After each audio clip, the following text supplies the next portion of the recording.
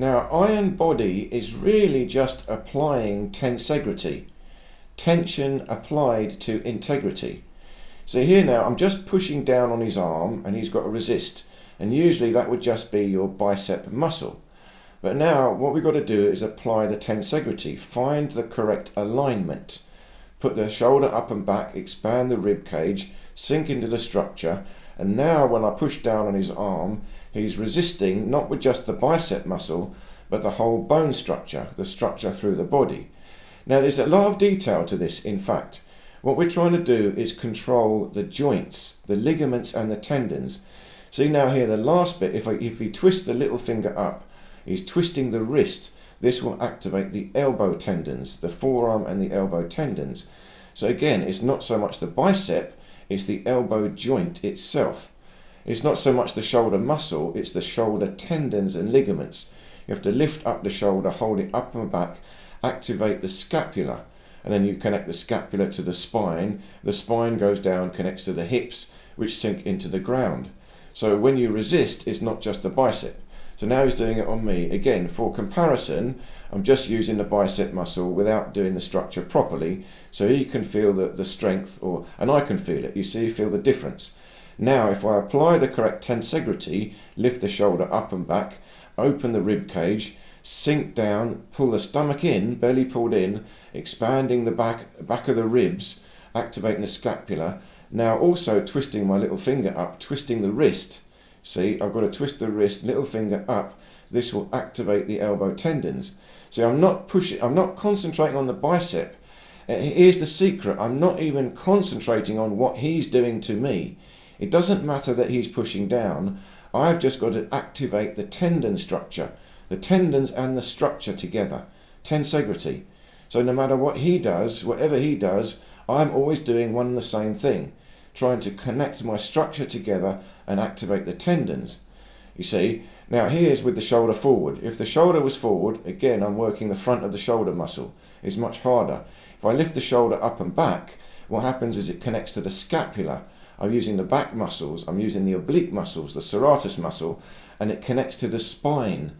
You see, the spine is at the back of the body. It's very important we remember this. So when you lift the shoulders up and back, you're connecting them to the spine. You activate the scapula and the spine. The back muscles are very, very strong. So here now is just a normal bicep curl. You're just working the bicep muscle. But I'm trying to work the structure. Lift up the shoulder, expand the rib cage, hold it up and back, open it up. Now you see bending the arm, but I'm twisting the wrist. Little finger twists upwards. This rotation in the wrist activates the elbow tendons, the forearm. You'll feel it. Now you're taking away the work from the bicep muscle and using the elbow tendons. The tendons are much stronger, much more efficient. So that was him just trying. Now he's got to try doing it correctly through the structure and using the tendons. When we can activate the tendons and under high tension in the correct bone structure, this becomes iron body. Your whole body connects together and it becomes very, very strong. Because you're not using any single muscle. See, this is classic. This bicep curl, you're just using one muscle, the bicep. No, I'm using everything. I'm using the wrist, the elbow, the shoulder, the rib cage, the spine, the hips and the stance. Everything all together. See here once more, the elbow joint. It works both ways. If I twist my wrist all the way, holding the weight, you'll feel it. It activates the forearm and the wrist tendons. Now if I bend the arm halfway and start to twist the wrist both ways, all the way over one way, all the way over the other way, and you do this with resistance, control this, you can feel it. It will activate the forearm and the elbow tendons. See, the elbow pulls in, and if I twist the wrist out, you'll feel a stretch across the elbow. Now this is the wrist palm facing down. You see it's the other way round. But it's the same thing. Now I'm still activating the elbow tendons, not the bicep muscles so much. Now you can see if I hold this is a punch. But again, I'm holding it from the structure. The weight in my hand is irrelevant to me. So either hand is the same, empty hand or the hand with the weight, because I'm distributing it through the structure itself, the whole body. I'm activating the tendons. The tendons are so much more efficient, so much stronger, that the weight is irrelevant. And this is really the way I train. I'm not using heavy weights, just a little bit, but enough that I can feel it until it disappears. So now once more here we're doing it with the palm facing down. The elbow pulls in, but the wrist turns over. So this time the thumb goes down, the little finger comes up. And you're maintaining this twist in the forearm, still got to lift the shoulder up and back, sink into the spine. And now I'm pushing down on his arm, but he's got to feel it through the alignment, through the tensegrity, the tension in the ligaments and the tendons, not so much the muscles. And when you feel it, again, notice any localized pain or struggle. If you're feeling it in one place, okay, start again, slow down. You've got to stretch throughout the whole body, feel it through the whole body as one, the whole structure itself. So now again, I'm demonstrating the basic structure. This is the neutral stance, upright neutral stance. Vertical spine, sinking into the horse riding stance, knees going apart, toes slightly apart. You can see I've got a slight backwards arch in the lumbar, belly pulled in, but the shoulders are up and back, rib cage open, but remember belly pulled in. I've got a dynamic tension in my waist. I've activated the obliques, activated the hips, but now one hand has got the weight, one hand has not got the weight. And I'm applying tensegrity to my body, trying to activate the tendons and the ligaments throughout the whole body. I'm gripping the toes, the knees, squeezing the glutes, but also stretching open the hips, holding the belly in tight, activating the spine, expanding the rib cage against the belly pulling in, then holding the shoulders up and back and activating the elbow.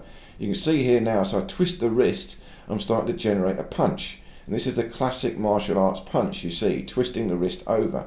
But really this is all about activating the tendons along the arm, the elbow tendons instead of the bicep and the tricep.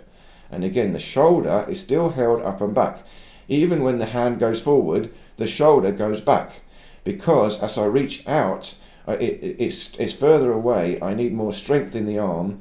That has got to come from the back, the scapula. I need to hold the arms up and back. Now, once you've got the idea of the arms, it's the same in the legs. You see, the knee will mirror the elbow. So what I'm doing now, he's sinking to the horse riding stance. I'm pushed on the hip. Now I'm pushing on the knee. So he's sinking into the stance, the toes go out, the knee goes out. He's got to squeeze the glutes. So trying to push the hips forward, trying to pull the knees out to the side, and I'm pushing against his knee. So he's got to push outwards with the knee against my hand. This is forcing him to activate the glutes, activate the hip joint. But he's got to grip the knee. The knee has got to, everything is gripping in both ways. See now, at the same time now, what I'm doing is holding his foot. I'm trying to pull his foot away. So I'm pulling his foot away, that means he's got to pull his foot inwards. So his foot pulls inwards, but his knee pushes outwards. He's sinking down into his hips like he's sitting into a chair. It's all happening at once. You see, it's a dynamic tension through the joints, holding them in a structure. See, what I'm doing to him should be irrelevant. This is the most important thing to understand. See, now we're fighting, we're both holding the structure. This basic structure, the neutral stance, vertical spine, shoulders up and back, hips also slightly back. All the joints are open and activated. And I'm activating the tendons and the ligaments. Now we do small movements, like we're starting to fight.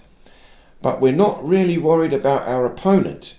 We're trying to feel inside ourselves our own structure, maintain the basic structure as I move about, no matter what happens to me. See, any way I'm being pulled or pushed, I've still got to do the same thing. If I can maintain my structure under tension and move through that tension, it's very, very powerful. So again, it's nearly irrelevant what the other one does, but we're also responding. You see, I'm trying to respond, so that means absorb some of the force and then push back, but at all times maintaining the structure and controlling the structure internally all the way through. That means at any given moment I've got strength in my body. At any given moment I can move in any direction. See, now we're pushing quite hard. So this is quite strong. He's pushing his body weight into me.